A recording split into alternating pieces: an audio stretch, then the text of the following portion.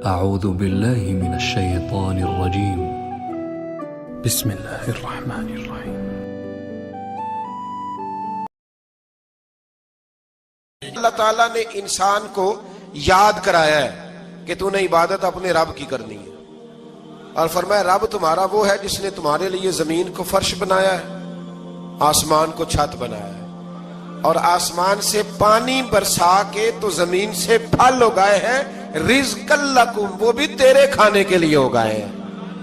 وہ جو آسمان سے بارش برسا کے زمین سے سبز اور پھل اگائے ہیں تو وہ بھی تیرے لیے۔ جب سارا کچھ تیرے لیے بنایا تو بھی تو عبادت کرنا اپنے رب کی، پھر کسی کو اس کا شریک نہ ٹھہرا۔ ایک چیلنج بھی کیا قرآن مجید نے اس رکوع کے اندر، کہا کرتے تھے مکے کے لوگ کہ آپ قرآن مجید کی آیتیں نبی کریم علیہ السلام سے کہا کرتے تھے کہ معاذ اللہ آپ خود بناتے ہیں، بنا کے لاتے ہیں۔ تو اللہ کریم نے فرمایا وَإِن كُنتُمْ فِي رَيْبٍ مِّمَّا نَزَّلْنَا عَلَىٰ عَبْدِنَا فَأْتُوا بِسُورَةٍ مِّن مِّثْلِهِ، اگر تمہیں شک ہو نا اس میں جو ہم نے بندہ خاص پہ نازل کیا ہے تو تم بھی اس جیسی ایک صورت بنا کے لاؤ۔ پڑھے لکھے تو تم بھی ہو نا، مکے میں تم بھی رہتے ہو، تو ایک صورت بنا کے لاؤ۔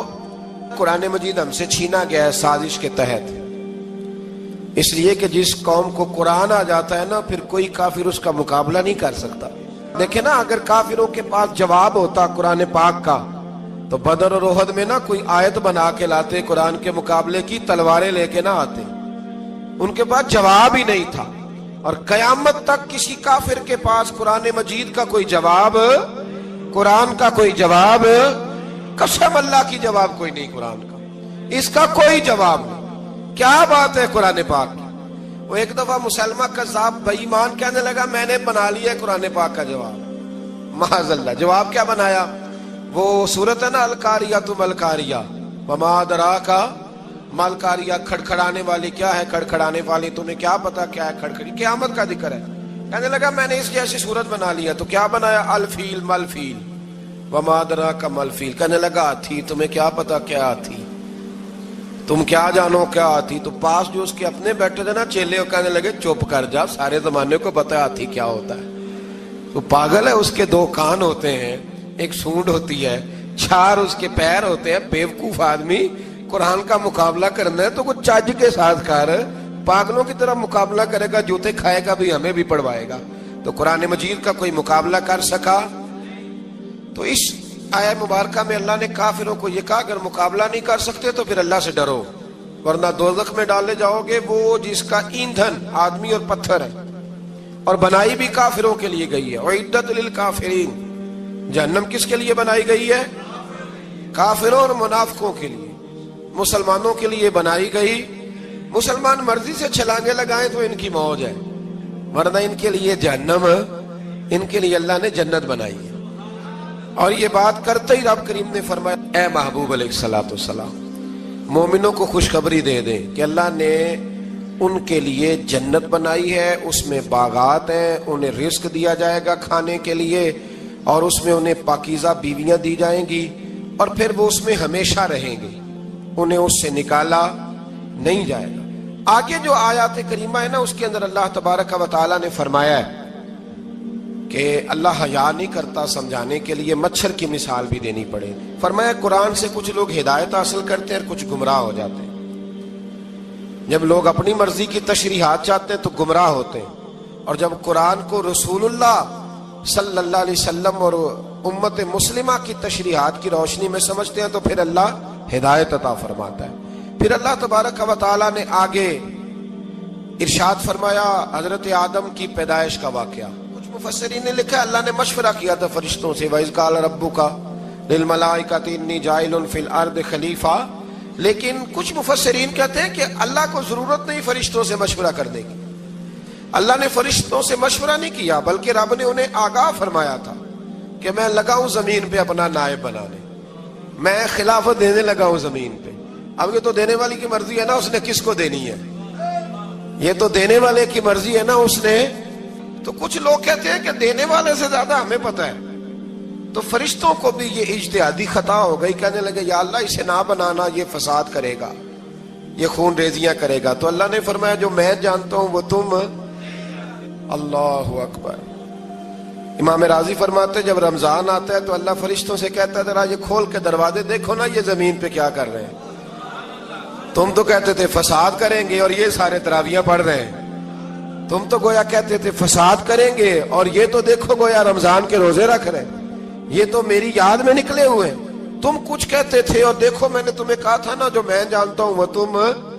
اللہ نے پھر حضرت آدم علیہ السلام کو تمام زمانے کے علوم عطا کیے, علم سکھا لیا. تو فرشتوں سے کہا تم بھی ان چیزوں کے نام بتاؤ, تو وہ بتا سکے نہیں. اللہ نے فرمایا اب اس طرح کرو آدم کو سجدہ کرو. سب نے سجدہ کیا سوائے وہ. کہنے لگا یا اللہ صرف تجھے ہی کرنا ہے. کرنا بھی صرف اللہ کو چاہیے پر رب کے آگے بھی جھکنا چاہیے, اور جس کے سامنے رب جھکائے نا وہاں بھی. اور یہ جو عاجزی ہے نا, یہ جو جھکنا ہے یہ علم کے آگے ہے. ہماری مصیبت یہ ہے کہ ہم علم کے آگے بھی گردن جھکانے کو تیار نہیں ہوتے, وہاں بھی ہم خود عالم فاضل بن جاتے.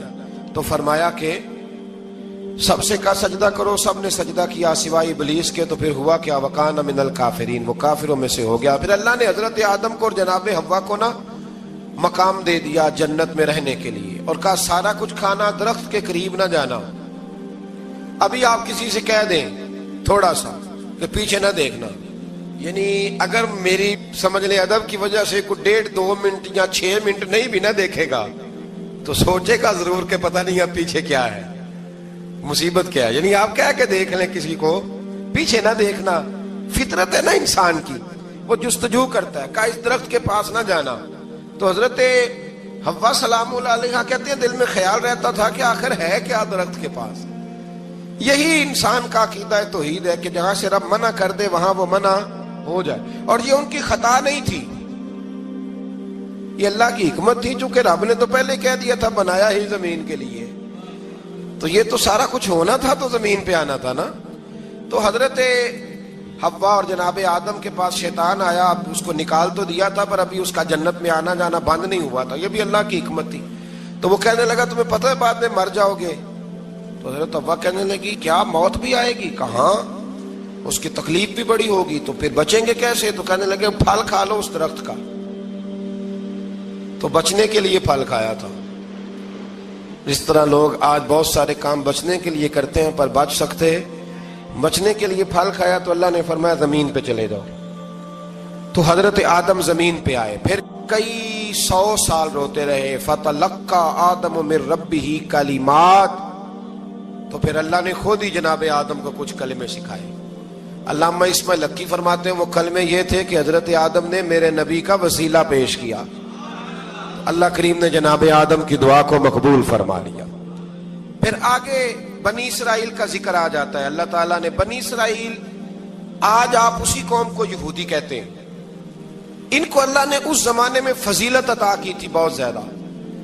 تو عرب کے اندر جب نبی پاک علیہ السلام نے اعلان نبوت کیا تو کچھ لوگوں نے یہ کہہ دیا کہ اگر یہ یہودی کلمہ پڑھ لیں گے تو ہم بھی پڑھ لیں گے. تو پھر اللہ نے انہیں یاد کرایا کہ تم اصل میں کیا ہو, تمہیں کلمہ پڑھنا چاہیے. تو اہل یہود کا تذکرہ کرتے کرتے رب کریم نے ایک بات یہ بھی ارشاد فرمائی کہ تم لوگوں کو تو کہتے رہے ہو کہ وہ نبی آنے والے ہیں, وہ نبی آنے والے ہیں, اور جب آ گئے ہیں تو ماننے کو تیار نہیں ہو. تو فرمایا تأمرون الناس بالبر وتنسون انفسکم وانتم تتلون الکتاب, لوگوں کو بھلائی کا حکم دیتے ہو اور اپنے آپ کو بھول جاتے ہو. افلا تعقلون, تمہیں عقل نہیں؟ پھر اللہ نے انہیں یہ بھی یاد کرایا کہ یاد کرو وہ زمانہ کہ جب فرعون نے خواب دیکھ لیا تھا کہ کوئی بچہ اس کی سلطنت کو تباہ کرے گا, تو پھر اس نے تمہارے بچوں کو ذبح کرانا شروع کیا اور تمہاری بیٹیوں کو چھوڑتا تھا. فرمایا یہ بھی تو تم نے دیکھا, میں نے تمہیں پھر تم سے کہا جہاد کرو قوم عمالقہ کے خلاف, تو مقام طیہ میں جا کے یہ لوگ کہنے لگے ہم سے جہاد نہیں ہوتا. اللہ نے انہیں ایک میدان میں قید کر دیا. بڑی دلچسپ بات, قید تو لوگ ہوتے ہیں نا چار دیواری میں, تو اللہ نے بنی اسرائیل والوں کو جب انہوں نے کہا ہم جہاد نہیں کریں گے تو اللہ نے میدان میں قید کر دیا. میدان میں, یہ یاد رکھیں, جب انسان اللہ کی نافرمانی کرتا ہے تو اسے ایسی قید ملتی ہے جس کا اس نے تصور بھی نہیں کیا ہوتا. ایک میدان ہے مقام طیہ, قید ہو گئے, سارا دن سفر کرتے تھے, سارا دن, تو رات کو تھک کے سوتے تھے, صبح اٹھتے تھے نا جب, تو وہیں ہوتے تھے جہاں کل صبح چلے تھے. تو رب جب کسی کو قیدی بناتا ہے تو اسے زنجیروں کی سلاخوں کی ضرورت، دعا فرمائے اللہ تبارک و تعالی غموں سے نجات عطا فرمائے، یہ دعا فرمائے۔ ایسی قید دیتا ہے کہ جس سے پھر چھٹکارا ہو سکتا۔ تو بنی اسرائیل کا بہت زیادہ تذکرہ اس بارے میں اللہ تبارک و تعالی نے پھر بیان کیا، اور پھر کہا کہ انہیں جو حکم دیا جاتا تھا یہ اس کی سرتابی کرتے تھے، پھر اللہ نے ان پر ذلت نازل کر دی اور یہ ہمیشہ اس کا شکار رہیں۔ قوم سبت کا ذکر فرمایا اللہ نے، ہفتے والے دن کچھ لوگ نافرمانی کرتے تھے۔ ہمارے بھی ہیلے بہانے ہیں نا آج کل کاروبار میں، تو اسی سپارے کی آیت نمبر 65 کے اندر اللہ تعالیٰ نے حضرت داؤد کی قوم کا ذکر کیا کہ اللہ نے انہیں حکم دیا تھا کہ ہفتے والے دن مچھلیاں نہیں پکڑنی، تو وہ کہتے تھے چلو ہاتھ لگا کے نہیں پکڑنی، ہاتھ لگا کے۔ وہ ہمارے لوگ ہیلے بہانے تلاش کر لیتے ہیں نا، وہ بڑے جناب انشورنس والا آ گیا، اب وہ بینک والا آ گیا، وہ فلانے صاحب آ گئے، وہ تروڑ مروڑ کے کہانیاں باتیں، اور پھر ہمیں بھی رستے مل جاتے ہیں بچنے کے۔ مفتی صاحب نے کہہ دیا تھا ایک مولانا سے میں نے ان کو کہا ہفتے والے دن مچھلیاں نہیں پکڑنے کا، نہیں پکڑتے، چھوٹے چھوٹے حوض بنا لیے، تو مچھلیاں زیادہ آتی تھی اس دن، یہ بھی اللہ کی قدرت تھی۔ نماز کے وقت گاہک زیادہ آتے ہیں، یہ اس کی قدرت ہوتی ہے، تو وہ مچھلیاں حوض میں جمع ہو جاتی ہیں۔ یوں سمجھ لیں کہ جال انہوں نے لگا لیے ہوئے تھے، تو جال میں وہ پھنستی رہتی تھی، حوضوں میں آتی رہتی تھی۔ ہفتے کو نہیں پکڑتے تھے، اتوار کو پکڑ لیتے تھے، تو پھر اللہ نے انہیں سزا دی۔ فرمایا تماشے کرتے ہو اللہ کے حکم کے ساتھ، کیا سزا دی؟ فَقُلْنَا لَهُمْ كُونُوا قِرَادَةً خَاسِئِينَ، فرمایا بندر بن جاؤ دھتکارے ہوئے۔ جو رزق حرام طریقے سے کماتے تھے رب انہیں بندر بنا دیتا تھا۔ ابھی بھی میں نے دیکھے ہیں بڑے بڑے تاجر پاگلوں جیسی زندگی گزار رہے ہیں، نفسیاتی طور پہ سکون نہیں ہے، کروڑوں روپیہ پڑا ہے۔ کیوں؟ اس لیے کہ رب کے بتائے ہوئے طریقے کے مطابق تجارت نہیں کرتے۔ آگے ایک اور دلچسپ بات آ گئی، بنی اسرائیل کے اندر نا ایک شخص نے اپنے چچا کو قتل کر دیا جائیداد کے لیے۔ یہ دیکھیں کب سے لوگ جائیداد کے لیے قتل کرتے آ رہے ہیں۔ چچا کو قتل کر دیا، اور قتل کر کے حضرت موسیٰ علیہ السلام کے پاس آئے کہ میرے چچا کو کسی نے قتل کر دیا ہے، تو بتائیں کیا کرنا ہے؟ تو آپ نے فرمایا کہ گائے ذبح کرو، اور اس کا ایک ٹکڑا مقتول کو مارو، مرنے والے کو، وہ خود اٹھ کے بتا دے گا مجھے کس نے قتل کیا ہے۔ اب ارادہ نہیں تھا گائے ذبح کرنے کا، تو بہانے کرنے لگے۔ ارادہ نہیں نہ ہوتا تو پھر کیا ہوتے ہیں؟ کہنے لگے گائے کس طرح کی ہو، بوڑھی ہو کہ بچی ہو، رنگ کیسا ہو، جوان ہو کہ چھوٹی ہو، حال میں ایک دفعہ چلنا سیکھ گئی ہو یا ابھی نہ سیکھی ہو۔ تو بتاتے گئے تو رب بھی شرطیں بیان کرتا گیا، گہرے زرد رنگ کی ہو، حال کے اندر اسے نہ چلایا گیا ہو، پانی نہ نکالا گیا ہو، نہ بچی ہو نہ جوان ہو، اس کے درمیان ہو۔ یہ ساری شرطیں کہاں پائی جاتی تھی؟ حضرت موسیٰ علیہ السلام کی قوم کا ایک شخص تھا جو اللہ کا ولی تھا، وہ جب انتقال کرنے لگا نا، اللہ اکبر، دیکھو رب ولیوں کی اولادوں پر بھی کتنا فضل فرماتا ہے۔ وہ جب انتقال کرنے لگا تو ایک اس کے پاس چھوٹی سی بچیا تھی، گائے کی بچی، اس نے جنگل میں چھوڑ دی۔ کہنے لگا یا اللہ میں تیرے نام پہ چھوڑتا ہوں، میرا بچہ جوان ہو جائے تو اسے دے دینا، اور تو سرمایہ ہی کوئی نہیں۔ بچہ بڑا ہوا تو بچہ بھی بڑا نیک تھا، اپنی ماں کا بڑا فرما بردار تھا۔ اس کی ماں نے کہا بیٹا تیرے باپ نے ایک گائے چھوڑی تھی، تو بچہ جنگل میں گیا اور جا کے کہنے لگا اے اللہ میری گائے مجھ سے ملا دے۔ تو رب کریم نے وہ گائے واپس کر دی، وہ گائے گھر لے آیا۔ اب وہ کہنے لگا اماں بیچ دوں، تو اماں کہنے لگی بیٹا میرے پوچھے بغیر نہ بیچنا۔ کئی دفعہ گاہک لگے پر اس نے کہا جب تک میری اماں نہ کہے گی میں بیچوں گا۔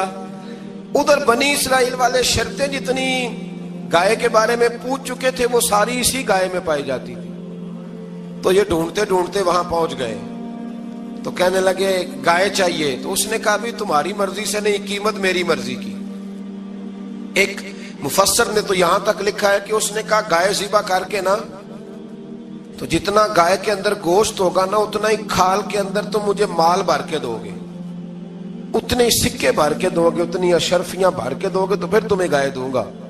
تو پھر یہ گائے انہیں ملی اور یہ گائے لے کر کے آئے۔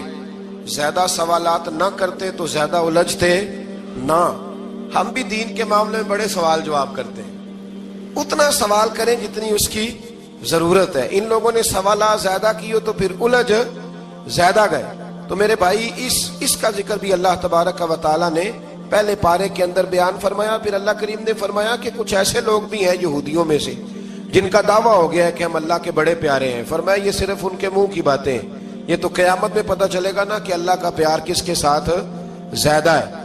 اور پھر یہ بھی یہودیوں نے دعویٰ کیا ہے, اسی پارے میں اللہ فرماتے ہیں کہ ان کا دعویٰ ہے کہ ہم اللہ کے بڑے پیارے ہیں, جنت میں ہم ہی جائیں گے. تو اللہ فرماتے ہیں پھر مرنے کی دعا تو کرو, جنت میں تو مر کے جانا ہے نا. لیکن رب فرماتے ہیں یہ کبھی مرنے کی دعا نہیں کریں گے, اس لیے کہ انہیں پتہ ہے کہ ہم نے آخرت کے لیے کیا بھیجا. لے جی پہلا حکم آ گیا یا ایھا الذین آمنوا کہہ کے, پہلی آیت قرآن پاک کی پہلے سپارے میں پہلی آیت جس میں اللہ نے کہا یا ایھا الذین آمنوا. تو پہلا حکم آمنوا کہہ کے آیت نمبر 104 میں جو اللہ نے حکم دیا ہے نا وہ نبی پاک کی تعظیم کا حکم ہے. پہلا حکم ہی اللہ نے حضور کی عزت اور ناموس کا ارشاد فرمایا.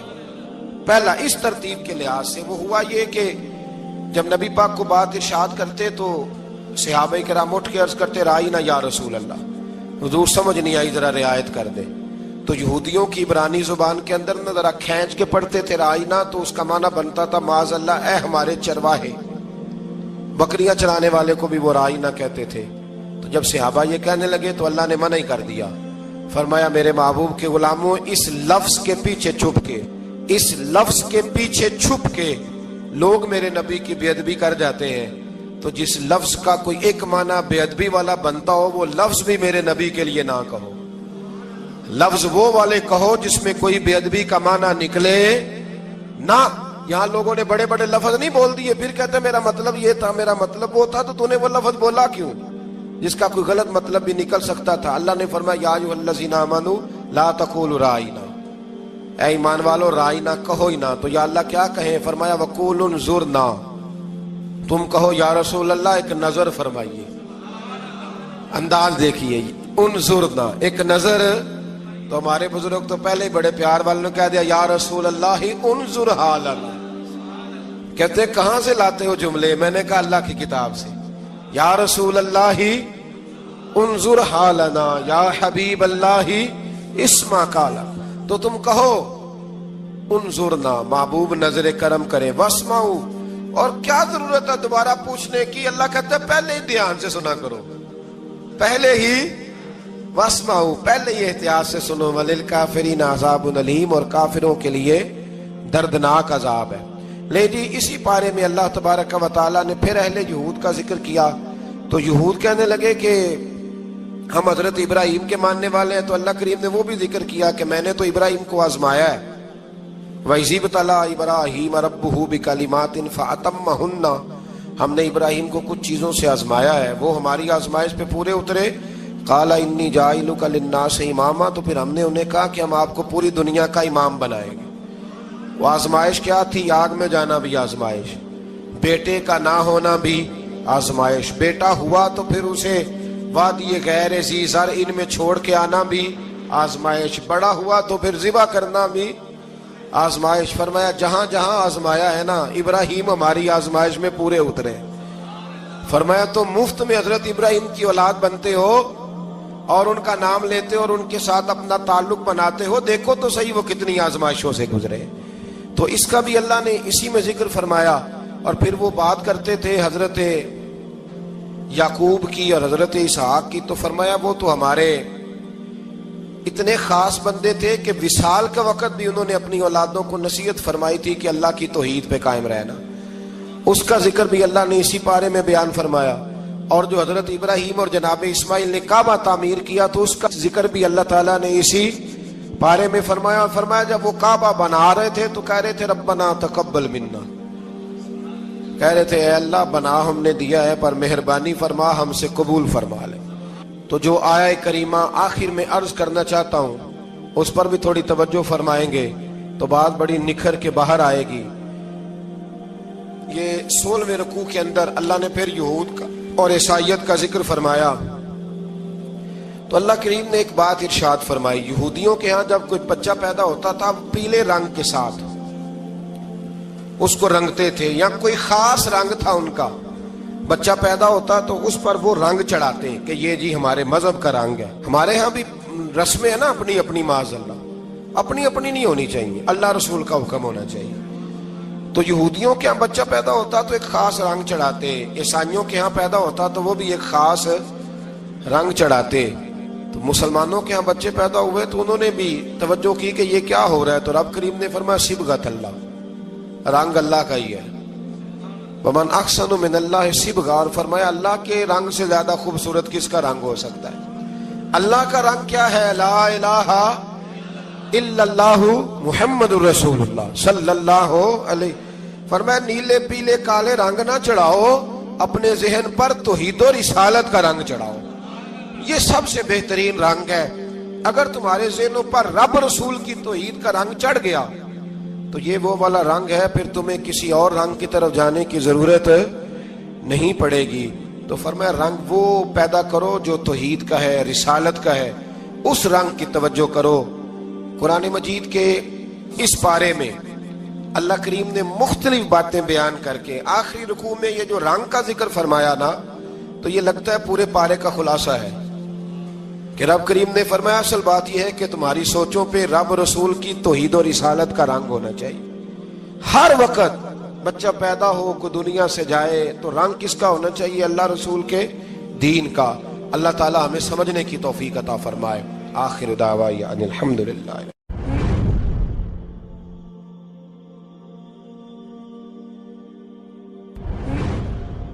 اللہ تعالیٰ نے انسان کو یاد کرایا ہے کہ تو نے عبادت اپنے رب کی کرنی ہے، اور فرمایا رب تمہارا وہ ہے جس نے تمہارے لیے زمین کو فرش بنایا ہے، آسمان کو چھت بنایا ہے، اور آسمان سے پانی برسا کے تو زمین سے پھل اگائے ہیں، رزق لکم، وہ بھی تیرے کھانے کے لیے اگائے ہیں.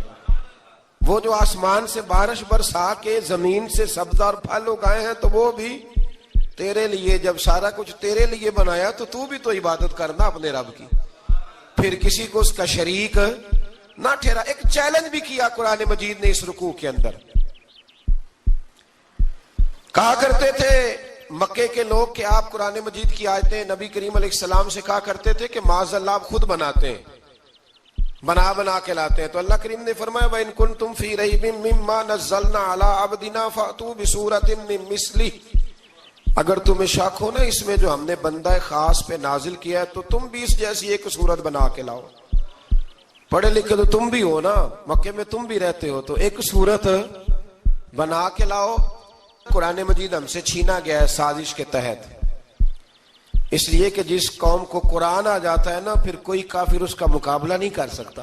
دیکھیں نا اگر کافروں کے پاس جواب ہوتا قرآن پاک کا تو بدر اور احد میں نا کوئی آیت بنا کے لاتے قرآن کے مقابلے کی، تلواریں لے کے نہ آتے.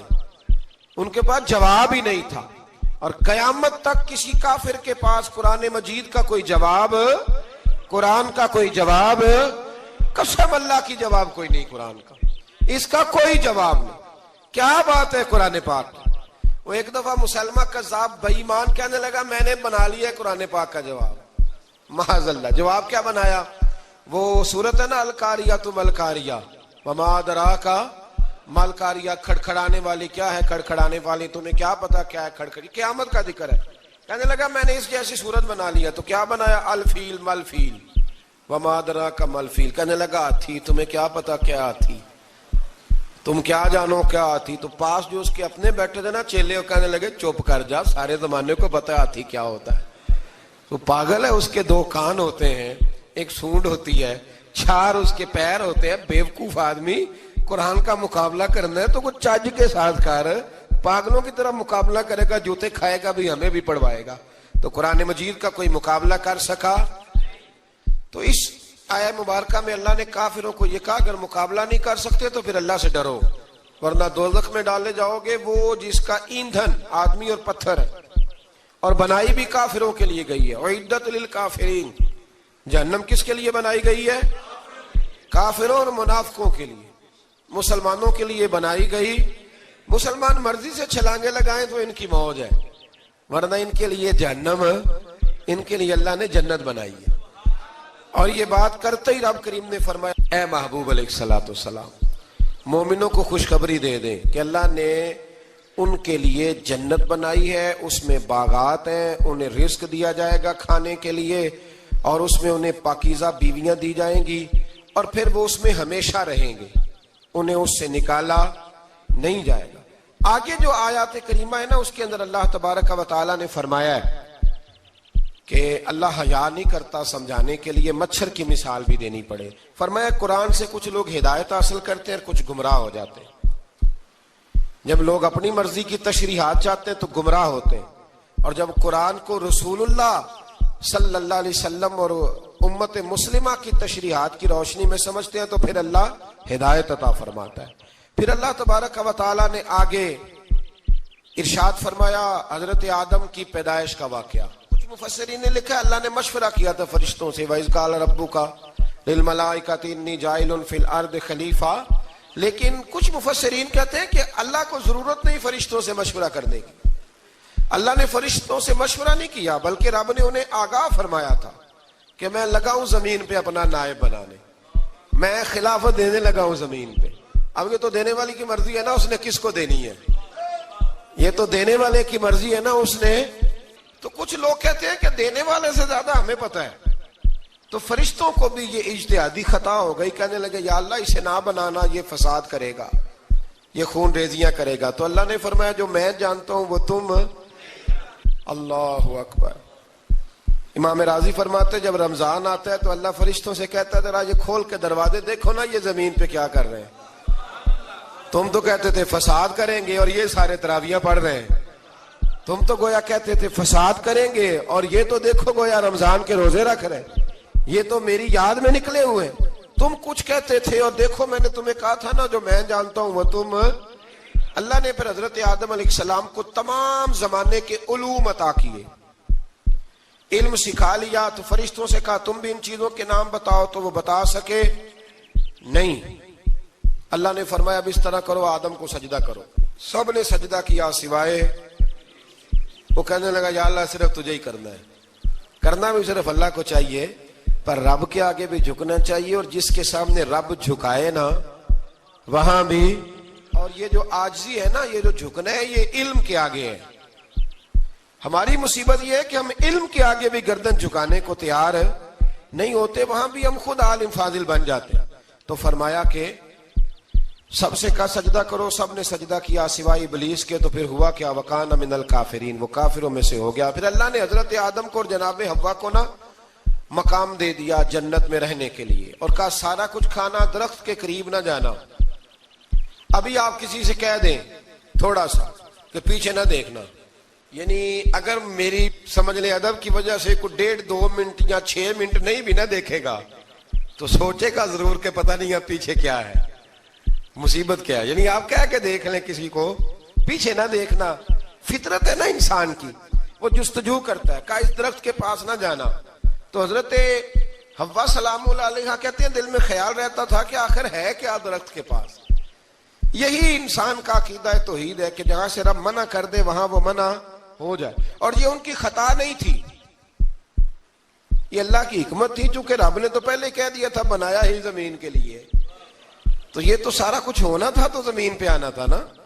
تو حضرت حوا اور جناب آدم کے پاس شیطان آیا، اب اس کو نکال تو دیا تھا پر ابھی اس کا جنت میں آنا جانا بند نہیں ہوا تھا، یہ بھی اللہ کی حکمت تھی۔ تو وہ کہنے لگا تمہیں پتہ ہے بعد میں مر جاؤ گے؟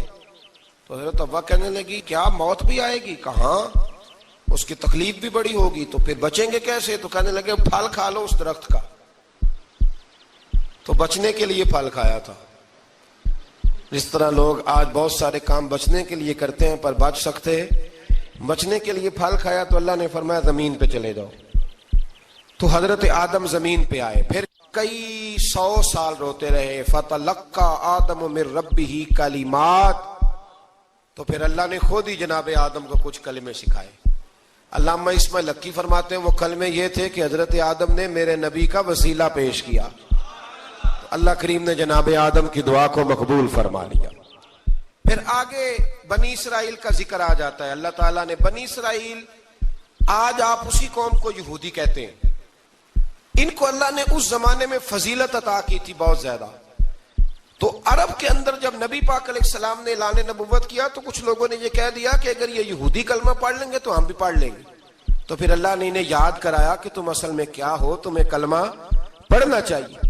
تو اہل یہود کا تذکرہ کرتے کرتے رب کریم نے ایک بات یہ بھی ارشاد فرمائی کہ تم لوگوں کو تو کہتے رہے ہو کہ وہ نبی آنے والے ہیں, وہ نبی آنے والے ہیں, اور جب آ گئے ہیں تو ماننے کو تیار نہیں ہو. تو فرمایا تأمرون الناس بالبر وتنسون انفسکم وانتم تتلون الکتاب, لوگوں کو بھلائی کا حکم دیتے ہو اور اپنے آپ کو بھول جاتے ہو. افلا تعقلون, تمہیں عقل نہیں؟ پھر اللہ نے انہیں یہ بھی یاد کرایا کہ یاد کرو وہ زمانہ کہ جب فرعون نے خواب دیکھ لیا تھا کہ کوئی بچہ اس کی سلطنت کو تباہ کرے گا, تو پھر اس نے تمہارے بچوں کو ذبح کرانا شروع کیا اور تمہاری بیٹیوں کو چھوڑتا تھا.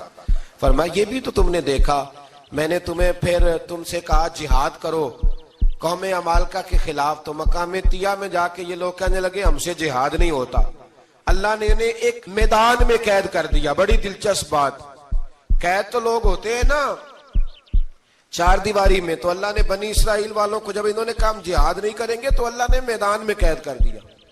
میدان میں, یہ یاد رکھیں, جب انسان اللہ کی نافرمانی کرتا ہے تو اسے ایسی قید ملتی ہے جس کا اس نے تصور بھی نہیں کیا ہوتا. ایک میدان ہے مقام طیہ, قید ہو گئے, سارا دن سفر کرتے تھے, سارا دن, تو رات کو تھک کے سوتے تھے, صبح اٹھتے تھے نا جب تو وہیں ہوتے تھے جہاں کل صبح چلے تھے.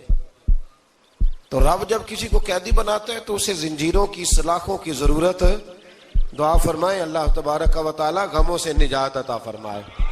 یہ دعا فرمائے, ایسی قید دیتا ہے کہ جس سے پھر چھٹکارا ہو سکتا. تو بنی اسرائیل کا بہت زیادہ تذکرہ اس بارے میں اللہ تبارک و تعالی نے پھر بیان کیا, اور پھر کہا کہ انہیں جو حکم دیا جاتا تھا یہ اس کی سرتابی کرتے تھے. پھر اللہ نے ان پر ذلت نازل کر دی اور یہ ہمیشہ اس کا شکار رہے. قوم سبت کا ذکر فرمایا اللہ نے. ہفتے والے دن کچھ لوگ نافرمانی کرتے, ہمارے بھی ہیلے بہانے ہیں نا آج کل کاروبار میں. تو اسی سپارے کی آیت نمبر 65 کے اندر اللہ تعالیٰ نے حضرت داؤد کی قوم کا ذکر کیا کہ اللہ نے انہیں حکم دیا تھا کہ ہفتے والے دن مچھلیاں نہیں پکڑنی. تو وہ کہتے تھے چلو ہاتھ لگا کے نہیں پکڑنی, ہاتھ لگا کے. وہ ہمارے لوگ ہیلے بہانے تلاش کر لیتے ہیں نا, وہ بڑے جناب انشورنس والا آ گیا, اب وہ بینک والا آ گیا, اب وہ فلانے صاحب آ گئے, وہ تروڑ مروڑ کے کہانیاں باتیں, اور پھر ہمیں بھی رستے مل جاتے ہیں بچنے کے. مفتی صاحب نے کہہ دیا تھا ایک مولانا سے میں نے ان کو کہا ہفتے والے دن مچھلیاں نہیں پکڑنے کا, نہیں پکڑتے, چھوٹے چھوٹے حوض بنا لیے. تو مچھلیاں زیادہ آتی تھی اس دن, یہ بھی اللہ کی قدرت تھی. نماز کے وقت گاہک زیادہ آتے ہیں, یہ اس کی قدرت ہوتی ہے. تو وہ مچھلیاں حوض میں جمع ہو جاتی ہیں. یوں سمجھ لیں کہ جال انہوں نے لگا لیے ہوئے تھے, تو جال میں وہ پھنستی رہتی تھی, حوضوں میں آتی رہتی تھی. ہفتے کو نہیں پکڑتے تھے, اتوار کو پکڑ لیتے تھے. تو پھر اللہ نے انہیں سزا دی. فرمایا تماشے کرتے ہو اللہ کے حکم کے ساتھ. کیا سزا دی؟ فَقُلْنَا لَهُمْ كُونُوا قِرَادَةً خَاسِئِينَ, فرمایا بندر بن جاؤ دھتکارے ہوئے. جو رزق حرام طریقے سے کماتے تھے رب انہیں بندر بنا دیتا تھا. ابھی بھی میں نے دیکھے ہیں بڑے بڑے تاجر پاگلوں جیسی زندگی گزار رہے ہیں. نفسیاتی طور پہ سکون نہیں ہے, کروڑوں روپیہ پڑا ہے. کیوں؟ اس لیے کہ رب کے بتائے ہوئے طریقے کے مطابق تجارت نہیں کرتے. آگے ایک اور دلچسپ بات آ گئی. بنی اسرائیل کے اندر نا ایک شخص نے اپنے چچا کو قتل کر دیا جائیداد کے لیے. یہ دیکھیں کب سے لوگ جائیداد کے لیے قتل کرتے آ رہے ہیں. چچا کو قتل کر دیا, اور قتل کر کے حضرت موسیٰ علیہ السلام کے پاس آئے کہ میرے چچا کو کسی نے قتل کر دیا ہے, تو بتائیں کیا کرنا ہے. تو آپ نے فرمایا کہ گائے ذبح کرو اور اس کا ایک ٹکڑا مقتول کو مارو, مرنے والے کو, وہ خود اٹھ کے بتا دے گا مجھے کس نے قتل کیا ہے. اب ارادہ نہیں تھا گائے ذبح کرنے کا تو بہانے کرنے لگے. ارادہ نہیں نہ ہوتا تو پھر کیا ہوتے ہیں, کہنے لگے گائے کس طرح کی ہو, بوڑھی ہو کہ بچی ہو, رنگ کیسا ہو, جوان ہو کہ چھوٹی ہو, حال میں ایک دفعہ چلنا سیکھ گئی ہو یا ابھی نہ سیکھی ہو. تو بتاتے گئے تو رب بھی شرطیں بیان کرتا گیا. گہرے زرد رنگ کی ہو, حال کے اندر اسے نہ چلایا گیا ہو, پانی نہ نکالا گیا ہو, نہ بچی ہو نہ جوان ہو, اس کے درمیان ہو. یہ ساری شرطیں کہاں پائی جاتی تھی؟ حضرت موسیٰ علیہ السلام کی قوم کا ایک شخص تھا جو اللہ کا ولی تھا. وہ جب انتقال کرنے لگا نا, اللہ اکبر, دیکھو رب ولیوں کی اولادوں پر بھی کتنا فضل فرماتا ہے. وہ جب انتقال کرنے لگا تو ایک اس کے پاس چھوٹی سی بچیا تھی، گائے کی بچی، اس نے جنگل میں چھوڑ دی. کہنے لگا یا اللہ میں تیرے نام پہ چھوڑتا ہوں، میرا بچہ جوان ہو جائے تو اسے دے دینا، اور تو سرمایہ ہی کوئی نہیں. بچہ بڑا ہوا تو بچہ بھی بڑا نیک تھا، اپنی ماں کا بڑا فرما بردار تھا. اس کی ماں نے کہا بیٹا تیرے باپ نے ایک گائے چھوڑی تھی. تو بچہ جنگل میں گیا اور جا کے کہنے لگا اے اللہ میری گائے مجھ سے ملا دے. تو رب کریم نے وہ گائے واپس کر دی. وہ گائے گھر لے آیا. اب وہ کہنے لگا اماں بیچ دوں، تو اماں کہنے لگی بیٹا میرے پوچھے بغیر نہ بیچنا. کئی دفعہ گاہک لگے پر اس نے کہا جب تک میری اماں نہ کہے گی میں بیچوں گا. ادھر بنی اسرائیل والے شرطیں جتنی گائے کے بارے میں پوچھ چکے تھے وہ ساری اسی گائے میں پائی جاتی تھی. تو یہ ڈھونڈتے ڈھونڈتے وہاں پہنچ گئے تو کہنے لگے گائے چاہیے. تو اس نے کہا بھی تمہاری مرضی سے نہیں، قیمت میری مرضی کی. ایک مفسر نے تو یہاں تک لکھا ہے کہ اس نے کہا گائے ذبح کر کے نا تو جتنا گائے کے اندر گوشت ہوگا نا اتنا ہی کھال کے اندر تم مجھے مال بھر کے دو گے، اتنے ہی سکے بھر کے دو گے، اتنی اشرفیاں بھر کے دو گے تو پھر تمہیں گائے دوں گا. تو پھر یہ گائے انہیں ملی اور یہ گائے لے کر کے آئے. زیادہ سوالات نہ کرتے تو زیادہ الجھتے نہ. ہم بھی دین کے معاملے میں بڑے سوال جواب کرتے ہیں، اتنا سوال کریں جتنی اس کی ضرورت ہے. ان لوگوں نے سوالات زیادہ کیے تو پھر الجھ زیادہ گئے. تو میرے بھائی اس کا ذکر بھی اللہ تبارک و تعالیٰ نے پہلے پارے کے اندر بیان فرمایا. پھر اللہ کریم نے فرمایا کہ کچھ ایسے لوگ بھی ہیں یہودیوں میں سے جن کا دعویٰ ہو گیا ہے کہ ہم اللہ کے بڑے پیارے ہیں. فرمایا یہ صرف ان کے منہ کی باتیں ہیں، یہ تو قیامت میں پتہ چلے گا نا کہ اللہ کا پیار کس کے ساتھ زیادہ ہے. اور پھر یہ بھی یہودیوں نے دعویٰ کیا ہے. اسی پارے میں اللہ فرماتے ہیں کہ ان کا دعویٰ ہے کہ ہم اللہ کے بڑے پیارے ہیں، جنت میں ہم ہی جائیں گے. تو اللہ فرماتا ہے پھر مرنے کی دعا تو کرو، جنت میں تو مر کے جانا ہے نا. لیکن رب فرماتے ہیں یہ کبھی مرنے کی دعا نہیں کریں گے، اس لیے کہ انہیں پتہ ہے کہ ہم نے آخرت کے لیے کیا بھیجا. لیں جی پہلا حکم آ گیا یا ایھا الذین آمنوا کہہ کے پہلی آیت قرآن پاک کی پہلے سپارے میں پہلی آیت جس میں اللہ نے کہا یا ایھا الذین آمنوا. تو پہلا حکم آمنوا کہہ کے آیت نمبر 104 میں جو اللہ نے حکم دیا ہے نا وہ نبی پاک کی تعظیم کا حکم ہے. پہلا حکم ہی اللہ نے حضور کی عزت اور ناموس کا ارشاد فرمایا. پہلا اس ترتیب کے لحاظ سے وہ ہوا یہ کہ جب نبی پاک کو بات ارشاد کرتے تو صحابہ کرام اٹھ کے عرض کرتے رائینا یا رسول اللہ، حضور سمجھ نہیں آئی ذرا رعایت کر دیں. تو یہودیوں کی عبرانی زبان کے اندر نہ ذرا کھینچ کے پڑھتے تھے رائینا، تو اس کا معنی بنتا تھا معاذ اللہ اے ہمارے چرواہے. بکریاں چرانے والے کو بھی وہ رائینا کہتے تھے. تو جب صحابہ یہ کہنے لگے تو اللہ نے منع ہی کر دیا.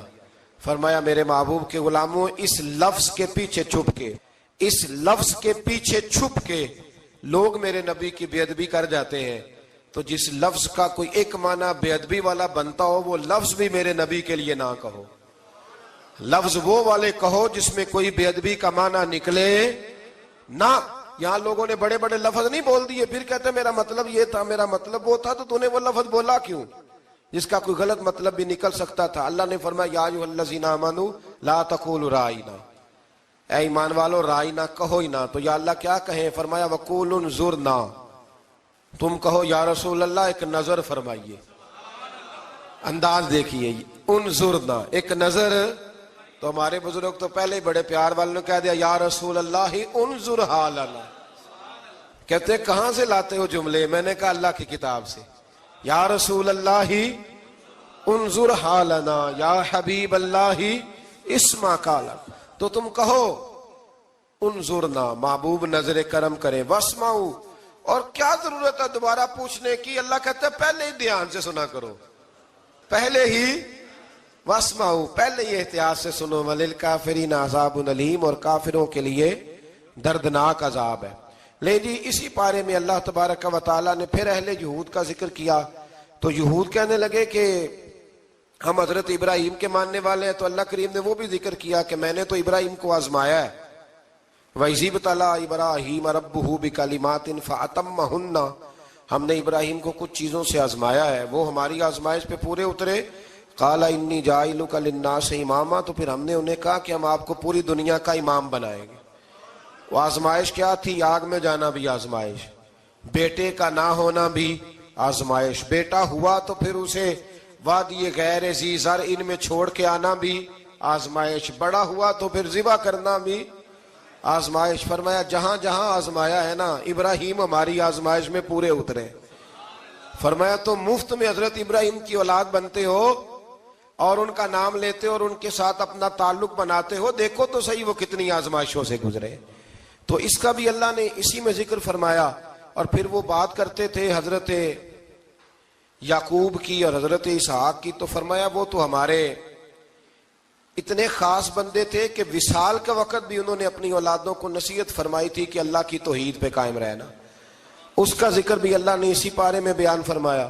اور جو حضرت ابراہیم اور جناب اسماعیل نے کعبہ تعمیر کیا تو اس کا ذکر بھی اللہ تعالیٰ نے اسی پارے میں فرمایا۔ اور فرمایا جب وہ کعبہ بنا رہے تھے تو کہہ رہے تھے ربنا تقبل منا، کہہ رہے تھے اے اللہ بنا ہم نے دیا ہے پر مہربانی فرما ہم سے قبول فرما لے۔ تو جو آیہ کریمہ آخر میں عرض کرنا چاہتا ہوں اس پر بھی تھوڑی توجہ فرمائیں گے تو بات بڑی نکھر کے باہر آئے گی۔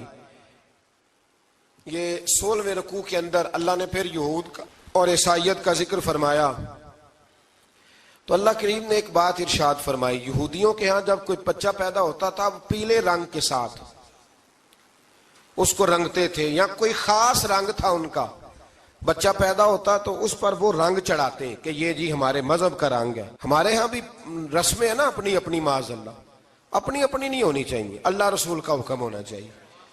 تو یہودیوں کے ہاں بچہ پیدا ہوتا تو ایک خاص رنگ چڑھاتے، عیسائیوں کے ہاں پیدا ہوتا تو وہ بھی ایک خاص رنگ چڑھاتے۔ تو مسلمانوں کے ہاں بچے پیدا ہوئے تو انہوں نے بھی توجہ کی کہ یہ کیا ہو رہا ہے، تو رب کریم نے فرمایا صبغۃ اللہ، رنگ اللہ کا ہی ہے۔ ومن احسن من اللہ صبغہ، اور فرمایا اللہ کے رنگ سے زیادہ خوبصورت کس کا رنگ ہو سکتا ہے؟ اللہ کا رنگ کیا ہے؟ لا الہ الا اللہ محمد الرسول اللہ صلی اللہ علیہ۔ فرمایا نیلے پیلے کالے رنگ نہ چڑھاؤ، اپنے ذہن پر توحید و رسالت کا رنگ چڑھاؤ، یہ سب سے بہترین رنگ ہے۔ اگر تمہارے ذہنوں پر رب رسول کی توحید کا رنگ چڑھ گیا تو یہ وہ والا رنگ ہے، پھر تمہیں کسی اور رنگ کی طرف جانے کی ضرورت نہیں پڑے گی۔ تو فرمایا رنگ وہ پیدا کرو جو توحید کا ہے، رسالت کا ہے، اس رنگ کی توجہ کرو۔ قرآن مجید کے اس پارے میں اللہ کریم نے مختلف باتیں بیان کر کے آخری رکوع میں یہ جو رنگ کا ذکر فرمایا نا، تو یہ لگتا ہے پورے پارے کا خلاصہ ہے کہ رب کریم نے فرمایا اصل بات یہ ہے کہ تمہاری سوچوں پہ رب رسول کی توحید و رسالت کا رنگ ہونا چاہیے۔ ہر وقت بچہ پیدا ہو، کوئی دنیا سے جائے تو رنگ کس کا ہونا چاہیے؟ اللہ رسول کے دین کا۔ اللہ تعالی ہمیں سمجھنے کی توفیق عطا فرمائے۔ آخر دعوانا ان الحمدللہ۔